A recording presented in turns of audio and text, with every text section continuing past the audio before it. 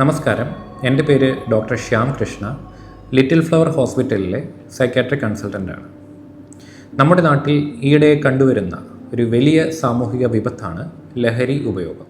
അതിൽ പ്രധാനമായും ദുഃഖമുളവാക്കുന്ന ഒരു കാര്യം എന്തെന്ന് വെച്ചാൽ ഇതിൻ്റെ പ്രധാന ഉപഭോക്താവ് നമ്മുടെ യുവതലമുറ ആണെന്നുള്ളതാണ്. എന്തുകൊണ്ടാണ് യുവാക്കളിൽ ഇത്തരത്തിലുള്ള ലഹരി ഉപയോഗം വർദ്ധിച്ചു വരുന്നത്? പ്രധാനമായിട്ടും 4 കാരണങ്ങളാണ്. ആദ്യത്തെ കാരണം എന്തെന്ന് വെച്ചാൽ, ഒരു ലഹരി ഉപയോഗിച്ചാൽ നമ്മുടെ ശരീരത്തിന് എന്ത് ഉണർവാണ് ഉണ്ടാവുക എന്ന് അറിയാനുള്ള ഒരു ക്യൂരിയോസിറ്റിയാണ്.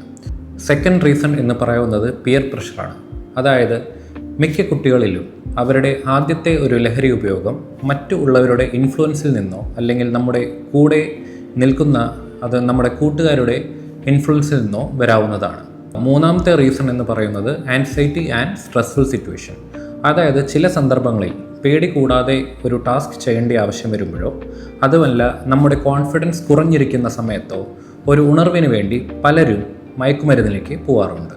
നാലാമത്തെ കാരണം എന്ന് പറയുന്നത് the use of drugs as A companion. അതായത് അമിതമായ വിഷാദത്തിലോ പ്രത്യാശയില്ലായ്മയിലോ പല കാര്യങ്ങളും മറക്കുവാൻ പലരും ലഹരിയിൽ അഭയം പ്രാപിക്കാറുണ്ട്. വളരെ ചെറുപ്രായത്തിൽ തുടങ്ങുന്ന ഇത്തരത്തിലുള്ള ലഹരി ഉപയോഗം ദീർഘകാല ബുദ്ധിമുട്ടുകളിലേക്കും മാനസിക രോഗങ്ങളിലേക്കും നയിക്കുന്നതായി കണ്ടുവരുന്നു. എങ്ങനെയാണ് ലഹരിയുടെ ഉപയോഗം വളരെ ചെറുപ്രായത്തിലെ തടയുന്നത്? ഇതിന് പ്രധാനമായിട്ടും വേണ്ടത് തീവ്രമായ ബോധവൽക്കരണം തന്നെയാണ്.